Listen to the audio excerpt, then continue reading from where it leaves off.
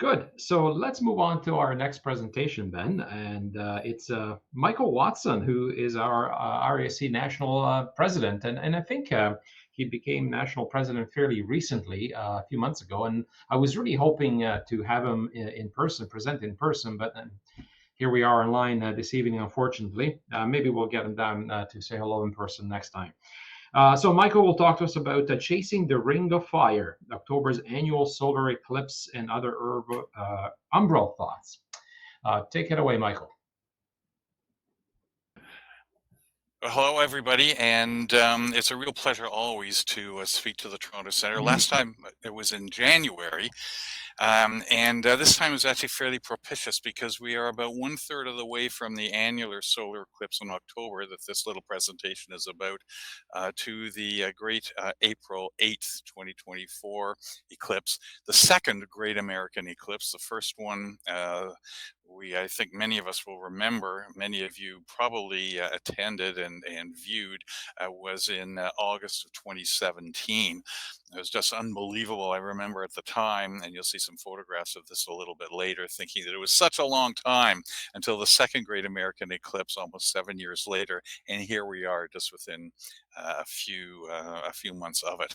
So this is my first time speaking to the Toronto Centre as national president of the RASC. For those of you who don't know me, I am now in my 53rd year as a member of the RASC, and I think that I am probably the oldest president of the RASC in the last century. Here we go.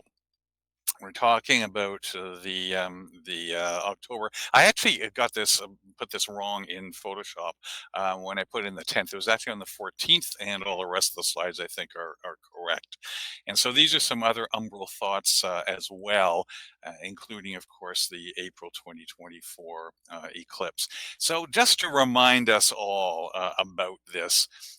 This is from Fred Espenak, probably the world's greatest eclipse predictor, and a friend of mine from a long time ago, and that shows the elliptical orbit of the moon, which is responsible for producing the difference between total and annular solar eclipses. And so we see here, and I hope that, I'm not sure whether you can see my cursor. I'm not going to move that, but what you can see are dotted lines and arrows going toward the lower right.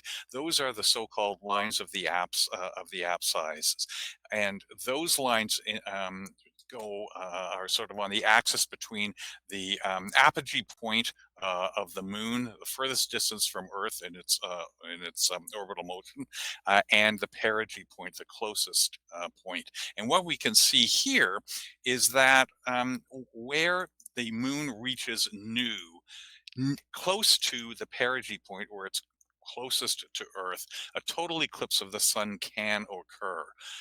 6 months later, approximately 6 months later, when Earth is on the other side of the sun, the line of the apsides is still in approximately the same direction.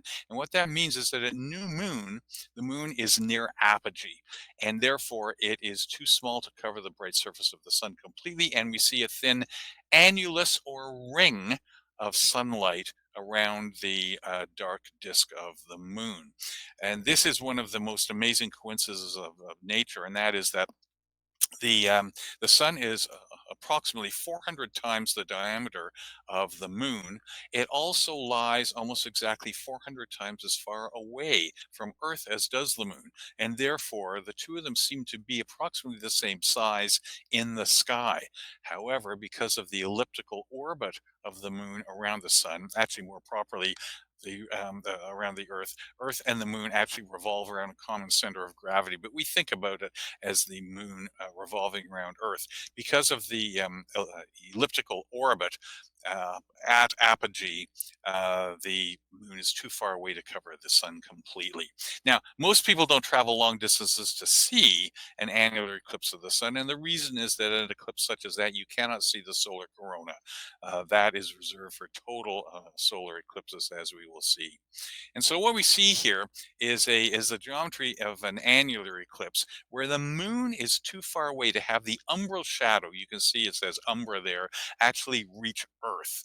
What we see then is the so-called anti-umbra, where if you're located within the region on Earth where that is projected, you can see the moon passing centrally across the disk of the sun. But again, an annulus or ring of sun is left unobscured, as compared with a total eclipse where the moon, as you can see, again, not to scale, obviously, where the moon is closer to Earth and the umbra of the moon's shadow touches Earth and crosses Earth in a band of just a few kilometers to about 200 kilometers in width. So we have these various different kinds of eclipses, and just to choose some by Fred Esmenac. A partial solar eclipse. Almost everybody has seen one of those using, of course, proper solar filters. Then we have an annular solar eclipse. This was again from Fred, and that's what it looks like through a solar filter. And of course, a total eclipse of the sun. So I'll try use some of mine, which aren't, I think, nearly as technically good as Fred's. But we will see then a partial solar eclipse. This was in 2013, shot from the shore of Lake Ontario in November. It was very cold. The sun, as you can see, was oblate. It was only about 2 degrees above the eastern horizon. And I took a telescope down and managed to get a photograph of a very small partial eclipse just before it ended. Then in Muskoka 2014 with a 400 millimeter telephoto lens, this time just before sunset. They can be really very pretty affairs. This one I got in May of 1994 in Ohio. I'll be talking about that a little bit later. And then this one I think that we will remember, and this was back in 2021 when there was an annular eclipse of the sun that was visible as annular only in northern Ontario, far north Ontario, and then going off to the north across Hudson's Bay. It was a very large partial eclipse as seen from Toronto area, and this was the eclipsed sun just after sunrise, again from the shore of Lake Ontario, just east of Toronto. And this was a total eclipse of the sun back in the old film days, back in 1999, shot from just north of Paris in France. So I think it's really interesting, and some of you have seen these few slides before, to take a look at and appreciate the eclipses that are visible, the so-called central eclipses. That is where the moon passes centrally across the sun, in either a total eclipse or an annular eclipse. Those are all central eclipses. And what I did is I put together a number of these from 1963 to 2024. And what we can see here then, North America, I'm going to show the total eclipses in red and the annular eclipses in yellow, and they're all in chronological order. And so in 1963, July 20th, I did not see this one. I was only 10 years old at the time, but a lot of people saw this eclipse, and it passed just, well, very near Quebec City, and was the first one in a long time to be visible from populated parts of Canada. In March of 1970, a very celebrated eclipse up the eastern seaboard of the U.S., probably the most widely observed total eclipse of the sun that had been seen to that point in time, because of the populated areas that it crossed. Then in 1972, an eclipse that almost paralleled the 1963 eclipse and crossed Prince Edward Island. Somebody should have written a song about that. Oh, I guess maybe somebody did. And then in 1979, a lot of people saw this eclipse in February, which came across the Pacific, entered the U.S., and then curved north over Manitoba. Members of the Toronto Centre, this was the first eclipse expedition that I had ever organized. We organized 2 aircraft to fly to Gimli, Manitoba to see that eclipse, and we were successful in very cold conditions. The late, wonderful Terry Dickinson was on that trip, and it was the first eclipse that he had ever seen, total eclipse. Then in 1984, there was a very thin annular eclipse, which we saw from North Carolina. 1991, the Great Long Eclipse, a 6-minute eclipse that crossed Baja California. This time we chartered a jet aircraft to fly us down to see that eclipse. Again, very successful. 1992, there was an annular eclipse of the sun that ended just off Catalina Island at sunset. We went to see that one, but we were clouded out, which was a real shame. And then the one I'm going to tell you about, a very long eclipse, 6 minutes in May of 1994, another annular eclipse. This is the one that so many of us remember from August of 2017, the first great American eclipse, as the website says, and as people talked about in the US. Again, at that point in time, then 2017, this was, I think, without a doubt, the most widely observed solar eclipse, certainly among people who actually wanted to travel to see it.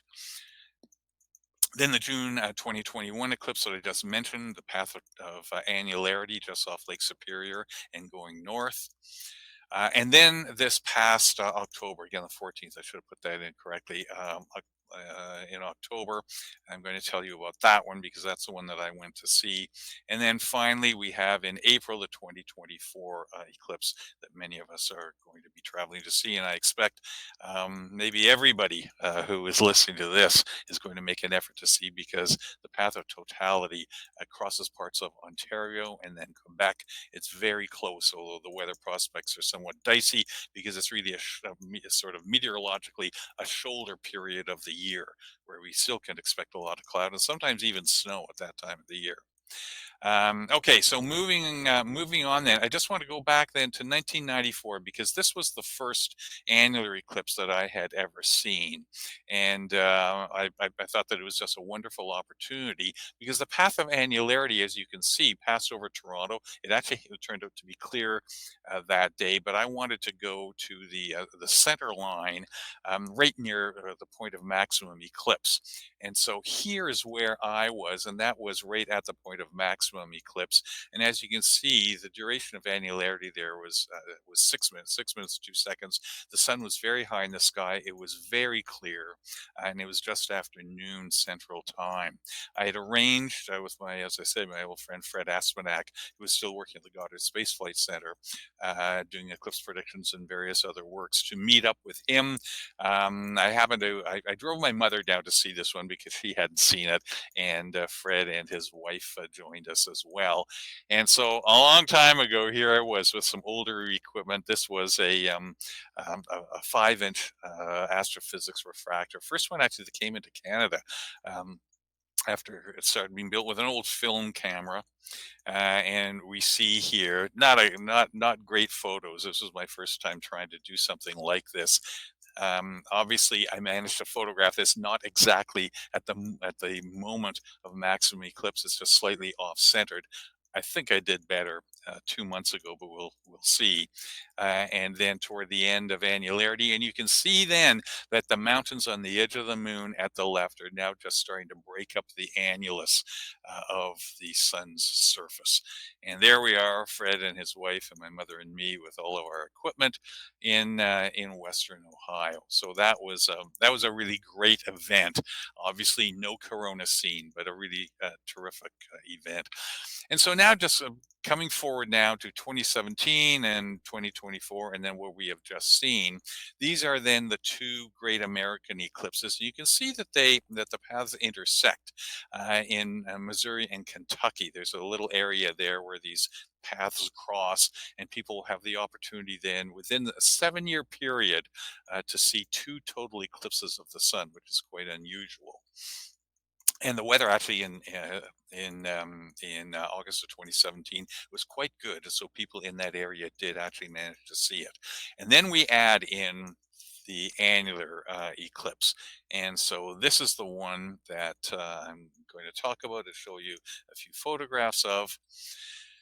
And you can see that it crossed Texas and New Mexico. And so the places I had months and months ago decided that I was going to try to see this in October. And the first place that I wanted to try to go to see it from was Corpus Christi in Texas. A few days before the eclipse, it looked as though the weather was going to turn really bad in Corpus Christi, but it looked as though the area around Roswell, New Mexico, of all places, would clear up, and so that turned. I changed my destination to there. 2 nights before the eclipse, when I got to Tulsa, Oklahoma, it appeared Roswell was going to be clouded out as well, but there would be a big opening in the clouds over western Texas. And so I changed plans again and then went to Midland. And so you can see from Midland there, the duration of the totality was 4 minutes 50, or annularity was 4 minutes 56 seconds, sun up, reasonably high in the sky. And so that was the idea. And this was my trip. For those of you who read the Journal of the RESC, my president's message in the current edition is about that. And because of various court hearings that I was involved in, I had only 5 days to do this entire trip. I left shortly after my hearings were over on the Wednesday night, drove like crazy, 2,800 kilometers over the course of essentially 2 days to get to Midland, Texas, and then see the eclipse in return. So here we are, starting on the Wednesday night, crossing, and this is about, I don't know, 8 o'clock at night, crossed the Ambassador Bridge to get into the United States. Drove about 600 kilometers that night and arrived at around 11 p.m. in Fort Wayne, Indiana, where I stayed overnight. And then the next morning, up nice and early because it was a 1,200 kilometer drive to Tulsa, Oklahoma. So I was on the road. It's really easy to figure out where you are. It's easy to see that you're in the United States almost as soon as you get there. And so, among other things, the speed limit increases, but you also see things for sale that you don't see quite as much in Canada. So here I am on the road, getting into Oklahoma. You can see there on the left, the speed limit goes up more. It's great for driving if you like going west in the U.S. because the speed limit, as soon as you cross the Mississippi River around St. Louis, increases. This is something you don't see all that often in Canada as well, but here we are. And then into Texas. Drive friendly, the Texas way. And the President George W. Bush Bridge. Big name in Texas, as you will see. One of the things that's really interesting there when you're in Texas is it's a huge cotton growing state, as I think you probably know. What I didn't know is that there's a second crop that's planted in September and it's harvested in December. So this was October and the cotton was just coming out. And beef feedlots all over Texas, as you might imagine.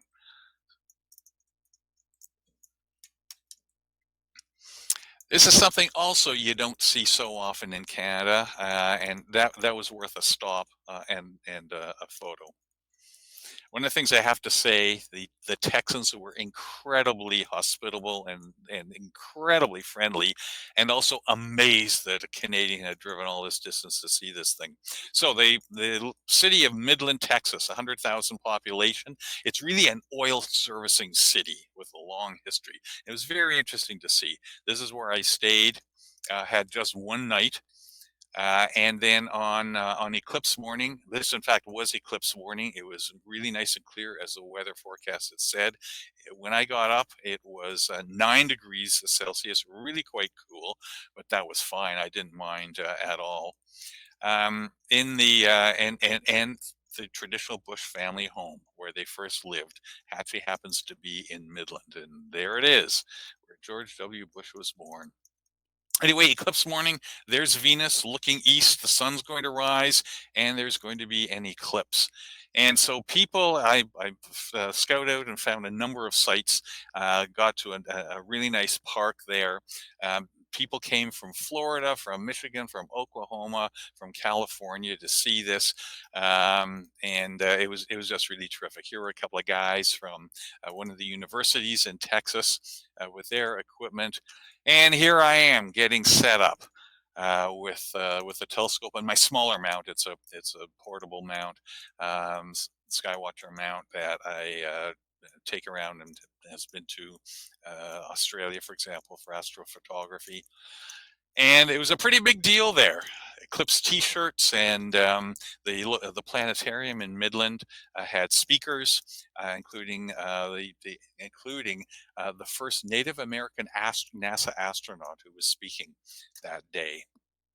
So here we are, waiting for the eclipse to start. And so these are the solar filters that I use. I think a lot of you will be very familiar with them. I've been using them for years, and they're wonderful. And so that's what the sun looks like through a Kendrick solar filter. No, most people are used to seeing the sun as a yellow disk, but that's actually artificial coloring through filters. This is what it actually looks like. A Kendrick solar filter does not change the color balance at all. That is the true color of the sun. And so here we go. This was just before the start of the annular eclipse. You can see there's some sunspots on the surface of the sun. And then just 86 seconds after the start of the eclipse, you can see the moon starting to encroach on the right side. And I know that over the course of the next hour or so, it's going to move across, as we can see, 29 minutes after the start of the eclipse. And then I got one just as it was engulfing a sunspot. And you can actually see there the mountains on the edge of the moon. So this is an hour and a bit after the start of the eclipse. All right, and then we get very close to the start of annularity. This is really exciting. It was great to see, and actually just to look up with no binoculars or anything, but just glasses to see this incredible sight in the sky. It was just amazing.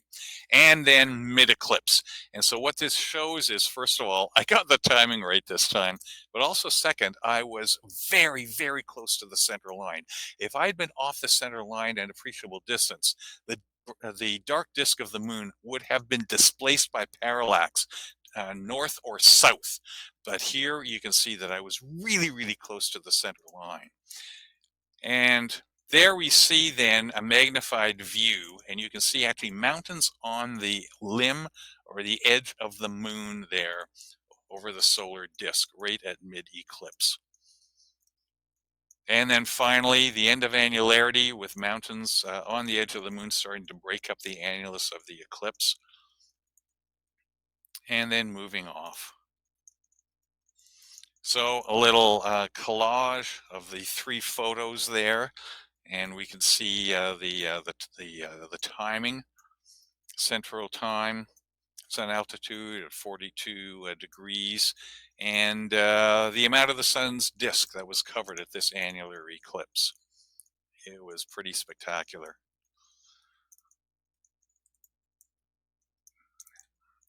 Now, so we've got then the annular eclipse. It was a terrific trip, and I managed actually to get back in time for my next hearings in court. So it was a very successful trip, 5,800 kilometers in 5 days, and I'm just so glad that I saw it, and I was very lucky to have really good weather.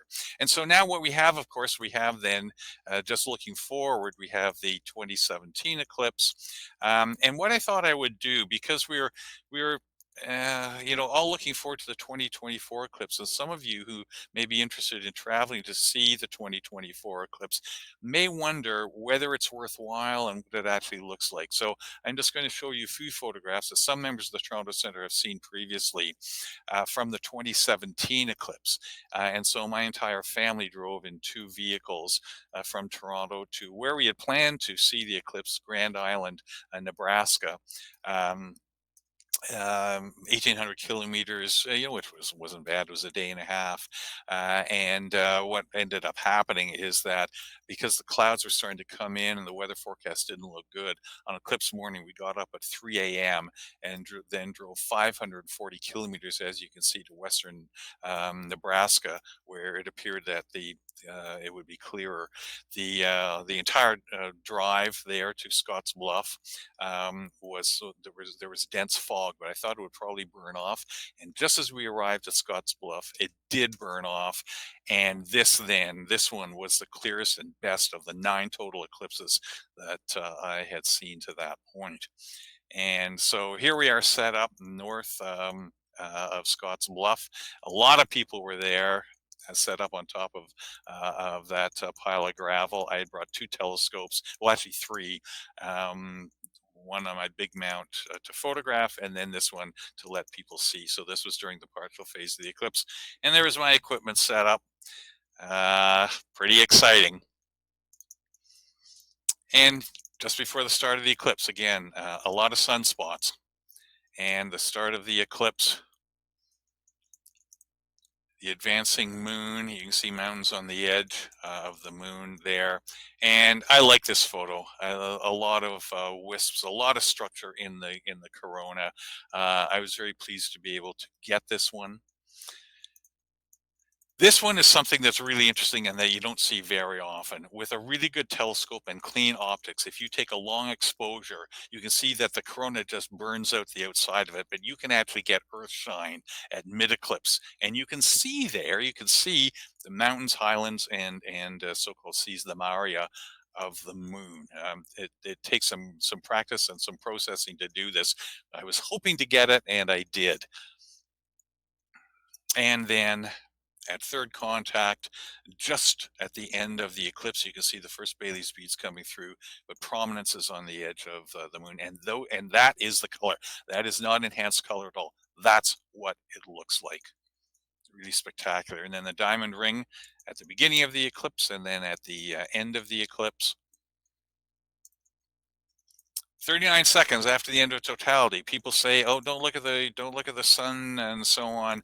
As soon as it's third contact, in my experience, you can look at it through a telescope, naked eye, very, very briefly through a telescope, up to about 30 seconds or so after the end of the eclipse. And here we can see then that it's as it says 39 seconds after the end of totality, the brilliant light of the sun. There's no solar filter on this, obviously, and we can still see some prominences and some of the chromosphere.